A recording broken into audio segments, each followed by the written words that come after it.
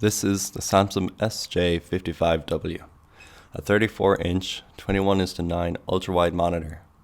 This display is 3840 by 1440p.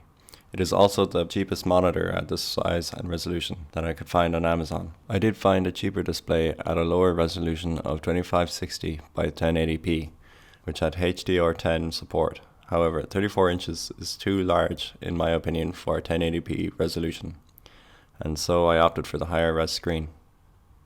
This monitor has two HDMI ports, a display port and a headphone jack. It also supports Amd Freesync and has a spectacular refresh rate of 60 Hz. However, it defaults to 50 Hz via the HDMI connection. This is especially awesome as only the HDMI was included in the box. To get past this, you will need to create a custom resolution and manually set it to 60 Hz. If you would like to actually use the FreeSync capabilities of this display, then you will need to source a DisplayPort cable separately, as it does not appear in the box. The stand, while majestic and secure, is simplistic and only offers a small degree of tilt. The display, however, does feature a VESA-compatible mount, which means you can easily mount it to a wall or a stand if you are so inclined. All things considered, the stand is not by any means a weak point of this monitor, especially because of its VESA mounting options. If you are an eco-warrior who's into energy savings, then this is the screen for you. At just 35 watts while in use, it probably is the most efficient computer monitor that I own.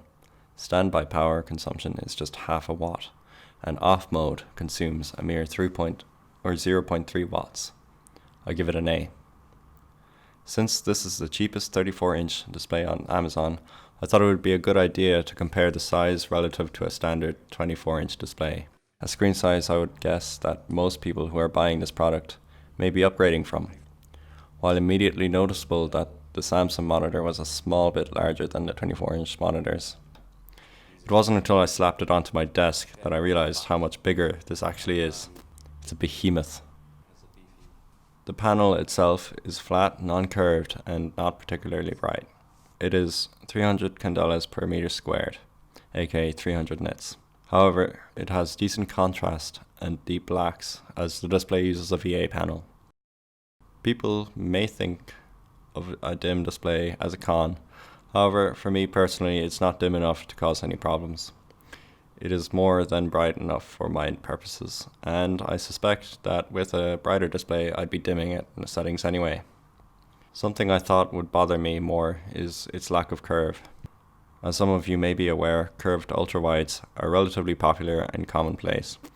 However, from the limited experience I have with curved ultrawides in electronics stores, the difference isn't significant between a flat display and a curved one. What is an issue for me is the screen tearing I experience when scrolling web pages. It's absolutely awful, and I wish it was something I was aware of when I purchased this display. Not that it would have really made a difference in my decision, but I would have wanted to know about it. Overall, this display is worth its price tag. It's a well-polished device with a decent build quality that reflects its price bracket. I recommend you order a DisplayPort cable when purchasing this monitor. However, there are no glaring issues that would deter me from recommending this. This has been Oscar Healy, and I hope you have enjoyed my review and unboxing of the Samsung SJ55W. Please like and subscribe, and I'll see you in the next one.